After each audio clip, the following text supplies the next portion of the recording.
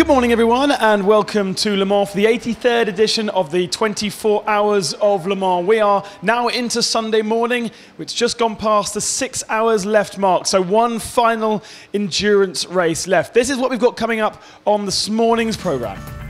We have the highlights, all the highlights from the night stint, the challenging night around the Circuit de la Sarthe. Hayley Edwards heads out into the fan zones and has a look, especially at the fairground.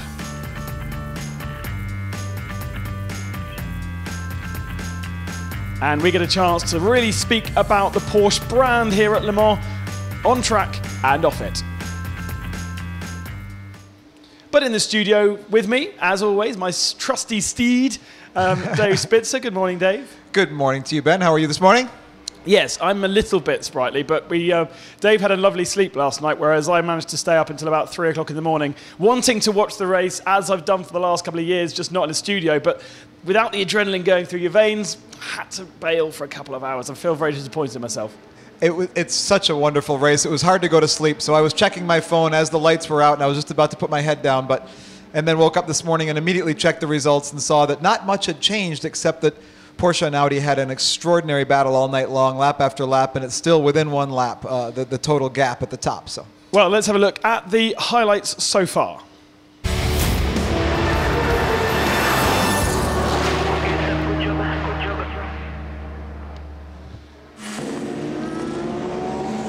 So we started the race, obviously, at 3 p.m. local time, and the Porsches and Audis headed off at the front of the field. Loic Duval had an accident going into the night, and therefore put the 8 car 1 lap down and out of contention for a little bit. This was the first dramatic spin in the night stint of the race. Slightly over-ambitious throttle application through the forward chicane. And of course, it being night, not an easy thing to spot, but this, the battle for third position at the time, between the 7 Audi and the 17 Porsche. Just ahead of them was the 9 Audi and the 19 Porsche. The rookie drivers leading going into the night, but the 7 hunting them down. On board with the 17 car, needing to deal with the traffic. Aston Martin just ahead. And every time you go through one of those chicanes and you've got a car in front of you, you do have to back off just a little bit and you lose 4 or 5 seconds. And in this race at the moment, Dave, that really does cost you. it's been like that all night. I've been watching the lap times. They've been right around the 3-minute 20 mark when they've got clear traffic, 3-minute 23, 24 when they've got a little bit of traffic. Fastest race lap by the Audi, René Rast, 3-minute 17, faster than they qualified. Yeah, so they have been absolutely hammering on each other all night, every lap. That was lap 16 when René Rast did that. Sorry, lap 62. 60, yeah. When he did that. So it was a sort of dusk time. It wasn't the ideal time that we would normally think to be the time to do the best lap. That normally comes at around midnight, but this was a little earlier than that, and no one seems to have gone quicker. Also, there's normally that time in the morning, Dave, at sort of dawn, which is very, very fast, but we had a safety car this morning for that, so they weren't able to do fast laps here. We can see the pit stops, 7 and 17. Quick note on the pit stop strategy, so everybody's aware of what's going on. It looks like both Porsche and Audi are doing 13 laps average, 13 laps per stint, excuse me. And the Audi has been doing 4 stints on tires while Porsche has been doing 3. So a small little gap there, but overall very similar in terms of their capability with their capacity. And what is the significance of doing an extra stint on your tires? Well, over the course of the race, if you do an extra stint every time, you can save 2 times changing the tires if you do it for the whole 24 hours. That's about 20 seconds per tire stop, so a total of 40 seconds could be had. Watching the brand new LMP1 Nissan front engine machine, and a beautiful opportunity to see that front engine, because the front bonnet flew off in the middle of the night and the onboard camera showed that he actually hit something. Yeah. You can see here, left-hand side, no idea what that was. Could have been a badger.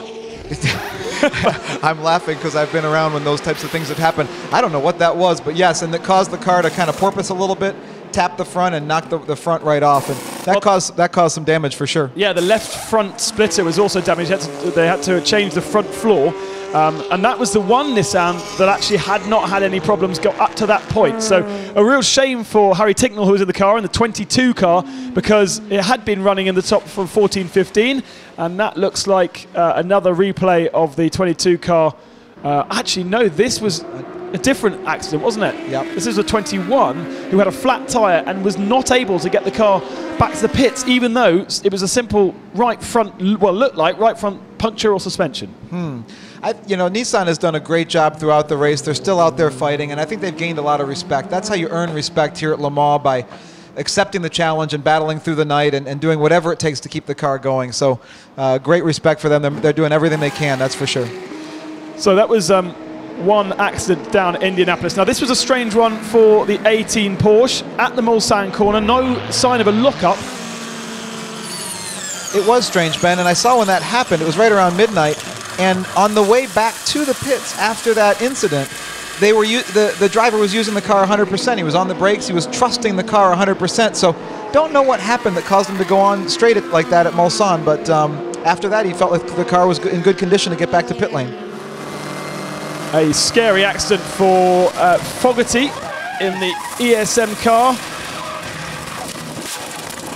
And you can see a big hit to the front end. In fact, that didn't do a huge amount of damage. They came and changed the front end and were back out. But a scary moment in the Porsche curves. That's for sure. In the Porsche curves, you're carrying so much speed that when something bad happens, you're going to hit. Ooh. That was the SMP Racing RM01, losing just the carcass of the tyre. There wasn't actually a rim inside that, but a very scary moment for the Works GT Porsche that was following, because he had no idea what was in that tyre. Had he hit it, wouldn't have been a problem. Oh, and a big fire for the JWM team. Yeah, this happens. It's a flash fire. As you can see, there's all kinds of marshals there, and very good response. Just a little bit of fuel spills out onto hot exhaust, and you get that. Good effort as well from the man that was strapping the new driver in. Didn't flinch at all, just carried on with doing his business. Nor the driver, that's right. Glad everybody was safe on that one. So battle in the GT class was Corvette, Aston Martin, Porsche and Ferrari. All four brands were battling into the night, and it sort of distilled down to really a focus between Aston Martin and Corvette. Problems then for the Aston Martin, who faded a little bit, and now it seems to be Corvette and Ferrari who are battling at the front of the field. What a fantastic race in LMGTE as well. You know, we're really lucky to have such a battle. Happy for all my friends at Corvette. They've been battling through the night, and really it's down to drivers. You know, the drivers have just done a fabulous job putting in lap after lap at qualifying speeds. Really, the Corvette guys are flat out to keep up with the other brands. And whilst we filter through these highlights, we should mention that if you want to follow the race live or indeed see any of these replays once again, head to our app and you can download that online for free. You'll be able to get highlights of the race on demand, and then you can pay just a little subscription and you can get this, all the full live pictures every corner with British commentary and live timing as well, to completely immerse yourself in the experience of Le Mans.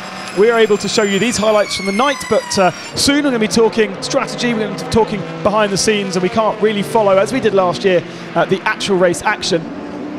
But it's all happening on the app. Definitely go take a look at the app, and if you're interested, go check out Periscope, the new live streaming video service from Twitter, at Le Mans Periscope Girl. She's doing a great job down on pit lane, giving live images of pit stops and everything that's happening, streaming live online at Periscope. We also have our Twitter feeds, 24 Hours of Le Mans in English. There's also a French feed of a similar name. And we're on Facebook giving you race highlights as well. So you can really immerse yourself in this Le Mans experience with 6 hours remaining. And there was an accident between two cars that I did not see. Yeah, this is the classic Le Mans action. You've got an Aston Martin going down the inside of an LMP2 car that was unsighted, and a little touch, and all of a sudden you've got 2 trips to the garage. Now this is the AM Aston Martin that potentially was involved in that. We saw left front corner missing off that car a little bit earlier on. This was a routine stop for the Corvette. Why is this routine though, Dave? Because they are doing quite a lot of work on the front end. With the mass of the car and the brake design, they've planned a brake change somewhere after halfway. So this will be change at least the pads, possibly the rotors also. Well drilled. They've got quick disconnects that allow them to remove and replace the brakes without even having to bleed. Completely normal and something that was planned. And why are they able to do that in the pit lane? Because normally any repairs must be done in the box. It's a good question. There is a limit on the number of guys over the wall in pit lane. They're within that limit, and they're not using a wheel gun. The wheel gun brings on special rules as far as one guy for the gun, one guy for the tire, but they are allowed to do some service, and they're within the regulations for sure. Pole Aston Martin, the 99 car, Fernando Reis was right at the front. That was where the Aston faded from this GT battle with a slight problem to the left front corner. and some repairs which only cost them just under a lap, but it was enough to remove them away from the Corvette and the Ferrari. Porsche is still there. I think they're second in class as we speak, but at the front of the field, the LMP1 class has really been a seesaw between Audi and Porsche. Yeah, there's a series of expected things that can happen here at Le Mans, little damages here and there, and the teams are all prepped not only with spares but with all the components, all the fasteners, everything needed to make the expected repairs that can come, and so the teams are all well drilled. I was slightly worried then as the trolley jacks went under the 19 car, but in fact it was just that he wasn't in his box properly, and therefore they just had to correct it. Very interesting. Yeah, and that, again, that's part of the drilling. You know, you want the car in exactly the right place so that the fuel can engage properly and safely, so that the guys can do all the tires and you can make a safe exit. So they kind of know if the car comes in out of alignment, take 3, 4, 5 seconds, whatever it is, get it aligned and do the stop properly. It's part of making good decisions, so you never put yourself in a compromised position where someone is at a funny angle, now the fuel gets stuck, now you've lost the race. As we said before, through the night, the same team will try and do all the pit stops. They'll have a pit stop in terms of the LMP1s every 45 minutes, so grabbing sleep is really at a premium throughout the night. Yeah, here it was very nice last night. It was warm. In my days at Daytona, often during the Rolex 24, it's cold at night, and the crew fights over those nice 4 hot tires. If you can get a hold of a tire and a blanket, you're warm for the next hour. As you can see, dark turning to light as a beautiful, beautiful dawn we had here at Le Mans. Plenty of wonderful photos. Go and check out our stream. We've got some amazing dawn photos. Dusk was pretty amazing too, but dawn won the battle this year. But we did have a safety car period over that time, and therefore we didn't see any really fast laps like we're used to seeing, because the temperature's low, the track's rubbered in, and that's really the golden hour, isn't it? Yeah, it is, but I just have to comment. You know, we're talking a lot about away from the track, and as we were driving out last night in the middle of the night, just throngs of people. There is a huge crowd here of people that have come from all over the world. Midnight, 1 o'clock, 2 o'clock in the morning, stumbling around, looking like they have a good old time, and I was just amazed. Everywhere we went, trying to get out of the circuit, big crowds, and it was, you know, really not waiting for traffic, but waiting for the people to clear off the road. So just a wonderful addition here at Le Mans. Lots of people here to enjoy it with us. Absolutely, and some of those crowds headed to a brand new fan area that's been moved this year down to the karting part of the circuit where the fairground is. Haley was there and was talking to some fans. I'm ready. The 24 Hours of Le Mans isn't just about the racing, it's also about partying. We thought we'd do a little tour of the fair to see what's going on.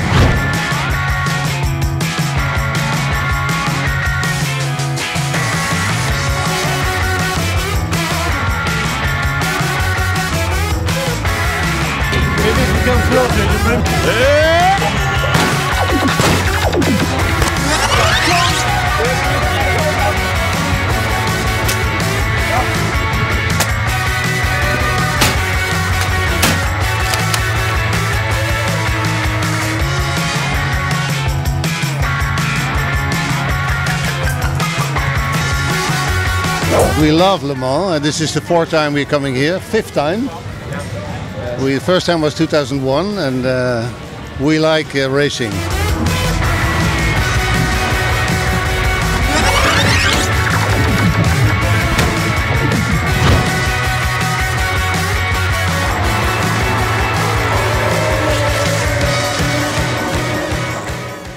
So a fantastic concert up in the concert area and an amazing new fairground. It would normally be just over my shoulder, the wheel.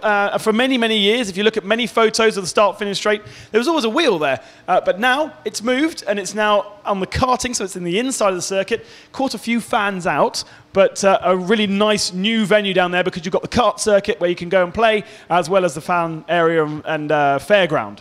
Yeah, it's wonderful. I've done a great job here. They've expanded the area for it, and you know, to be able to go and have that kind of fun at the fairgrounds with the cars at the background, you know, the sound of those cars is just exquisite, and it lasts all through the night. It's very loud and a nice little theme music, I guess, for having a good time. So that was down one end, down near the Porsche curves. At the top end of the track, so near the Dunlop Bridge, the Dunlop S's, is where the concert was. And then on the inside, plenty of bars playing live music and some really interactive fan areas from Audi and Nissan as well. So lots for people to do at the circuit before they head back to their campsites. There's expected or approximated 250,000 people enjoying this race. And at the start of the race, when everyone was watching the start, it was really clear that there was a massive, massive crowd. Yeah, it's fun. And as we drive in and out, we see lots of places where they have the little terrace, the French terrace, where you have some chairs set up, you know, near the side of the road or near the side of the track. And it's such the spirit of Le Mans. You know, you won't see that at Sebring. If you had it at Sebring, Sebring's a wonderful race. Somebody would tip it over and paint it and turn it into something. But here at Le Mans, it's respected. There's, you know, bottles of wine, there's bottles of water, there's cafe, you know, the coffees, and it's just, you know, that feeling is everywhere you go. The images are there everywhere you go. You know you're in France. It's really, really cool. So the racing out on circuit has been frantic throughout the night. LMP1 cars going over 200 miles an hour, 340 kilometers an hour at the end of the Mulsanne Straight. And that is basically reliant upon their headlights and headlights alone, because there's very little in terms of illumination on the circuit. Very important then for those headlights to work as efficiently as possible. Mr. Spitzer went to have a look.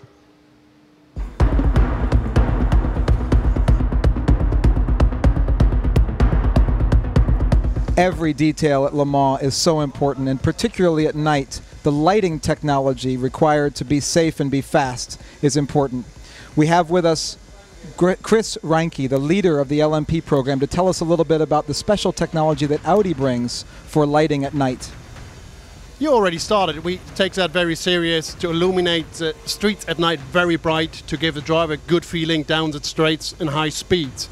We have introduced LED technology for race cars years ago, have gone with a matrix beam technology, which actually gives us curvature light around the corners, and since last year run laser lights to give a more homogeneous lighting field ahead of the cars, to give the drivers a good, comfortable feeling approaching the straights and at the end of the straights, the chicanes. Can you show us the lasers here? Can you indicate for us, Chris, and show us the details?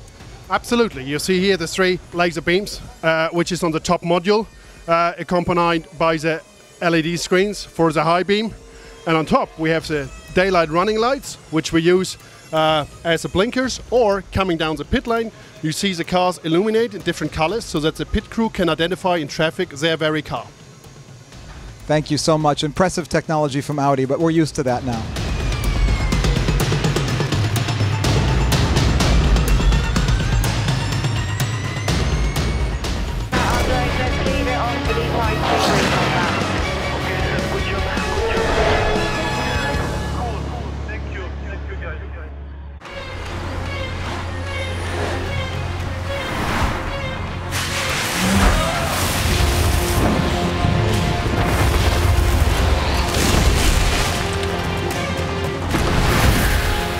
Faced with unpredictable weather, how do you keep danger at bay? Today, Michelin creates Cross Climate. The first tyre able to cope with unexpected weather thanks to its revolutionary performances. With the Michelin Cross Climate innovation, arm yourself for every weather condition. Michelin, a better way forward. Why this watch? This watch has seen machines perform poetry, and memories come rushing back. It has witnessed man test his will 272 miles an hour. and the laws of physics. It has decided fates by thousandths of a second and seen a champion knighted.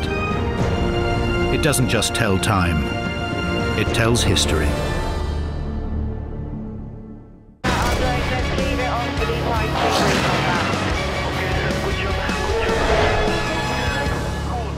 Welcome back to 24 Inside, your behind-the-scenes look at everything that's going on here at the 83rd edition of the Le Mans 24 Hours. We're not going to talk about the race too much, as you may have expected over the last couple of years here on the Inside program. This is all about the behind-the-scenes look and the stories that create this race, talking to the ACO, the commissaire, and also to some of the key players around the circuit in terms of what they're doing away from the track. And in a few moments' time, we'll talk to our new guest, Marc Oeni, who's from Porsche France, and there is a real change here at Le Mans thanks to Porsche in 2015. But before we do that, let's take a look inside the TV truck and find out just the most amazing experience, what they are up to here.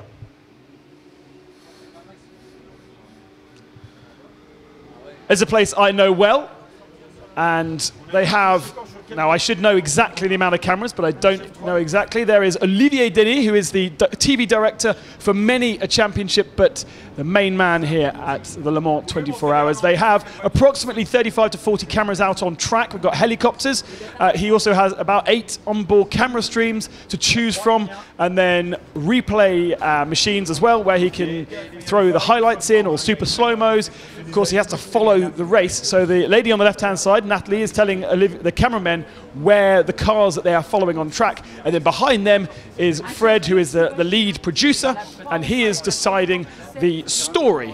But as you can see, it is quite a remarkable place and just fascinating to see these guys at work. In fact, Cedric is the producer on this particular occasion. 3 producers, 3 directors over the 24 hours, and some remarkable amount of cameramen doing shifts throughout the night. But this was the first year, by the way, that we had full live coverage around the circuit during the night as well as during the day. And it will build again towards the end of the race for the end, and we'll have a full selection of track cameras for Olivier to select and make sure that we don't miss a thing when it comes to track action. So that was the TV compound, and a place that I will go off to and enjoy in a few moments' time, because it really is fascinating to see them work. But now let's switch our attention to Porsche. This last year was a warm-up in LMP1, really, the first time they came back. And this year, it really does look like we've got an epic battle on our hands between Porsche and Audi at the front of the field.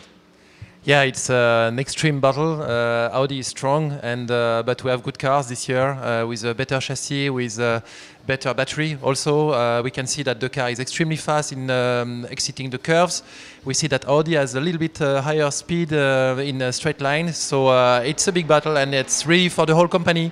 It's so exciting. That's interesting, because in the WEC that we've seen, Porsche really have had the upper hand in terms of top speed, but then when we came to the corners, it was Audi that was faster through the corners, and on places like Silverstone and Spa, that just about swung in Audi's way, yeah. But they've caught up in the Le Mans.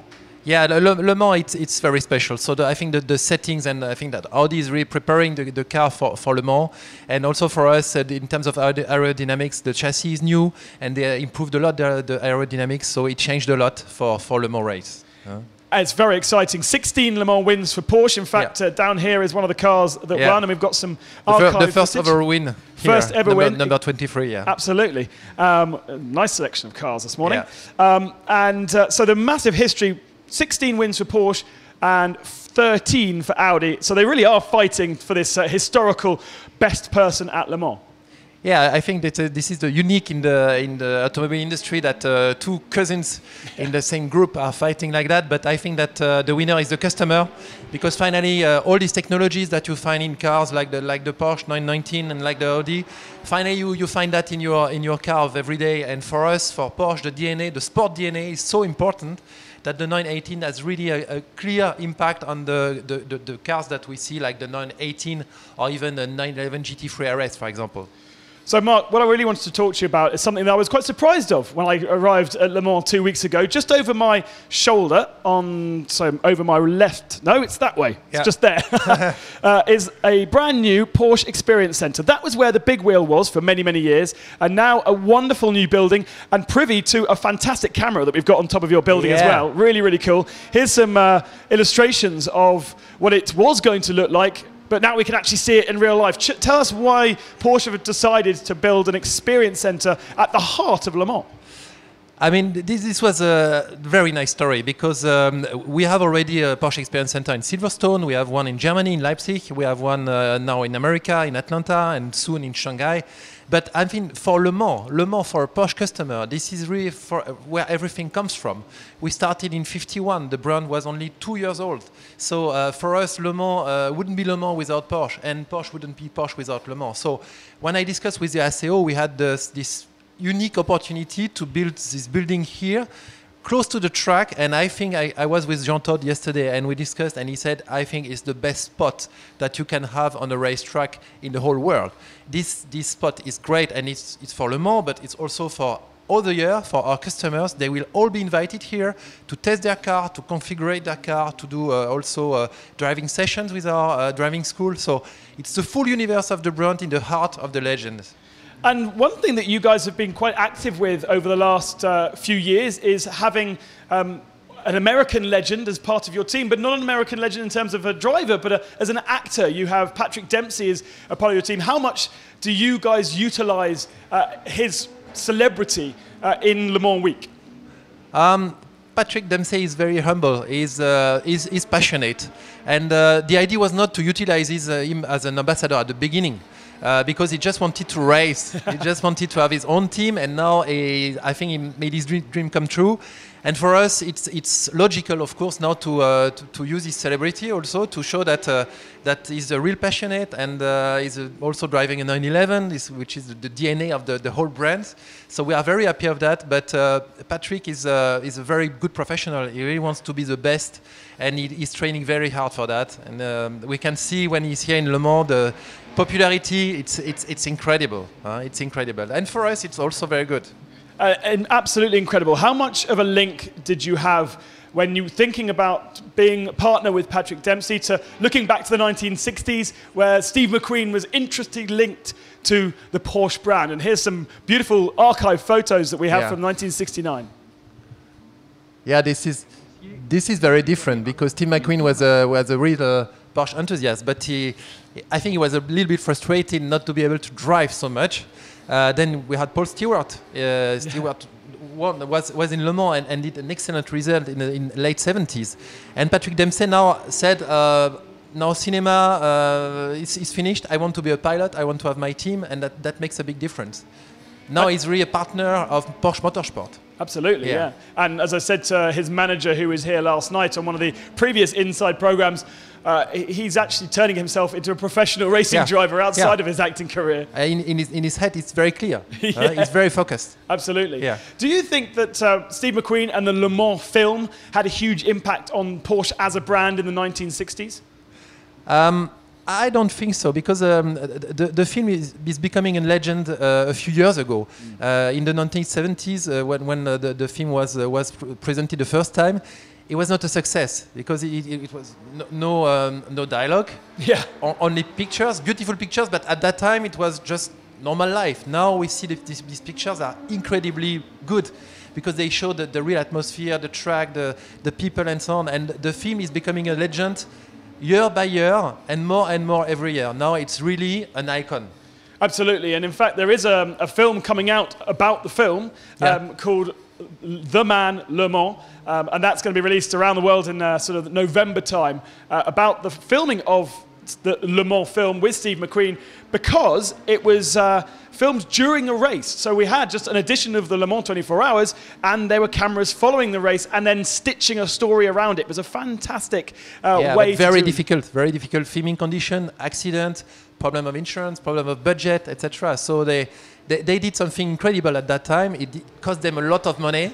But finally, the result today is a witness of this incredible time with the 917, with the Ferrari, with all these cars, the legendary car, and for me personally, the best editions of the 24 Hours of Le Mans, maybe except this year, because this year looks very promising. Yes, exactly. About 5.5 hours to go as we speak to you now, and it's still between Porsche and Audi at the front, very, very close. And even in GT, you have Porsche really able to fight Ferrari and Corvette at the moment, who is leading that category. Mark, thank you very much for joining us. Thank you for telling us about the Porsche Experience Centre. Very obviously there, and will be there, and part of the landscape now for Le Mans. The place to be. Absolutely. I want to go and have a play with that camera up there, because it really is great.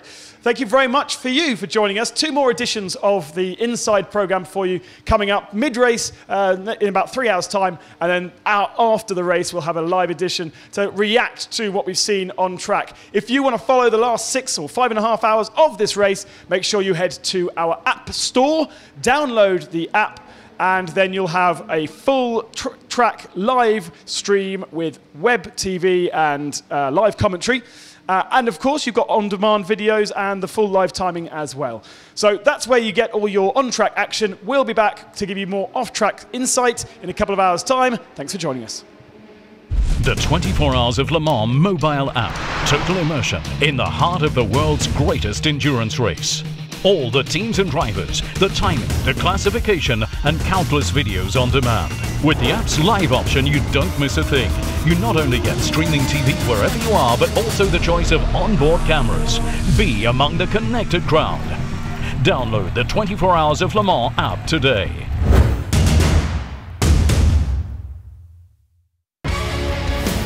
Defense is off, you know,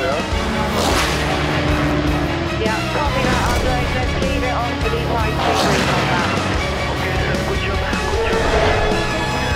Cool. Thank you guys.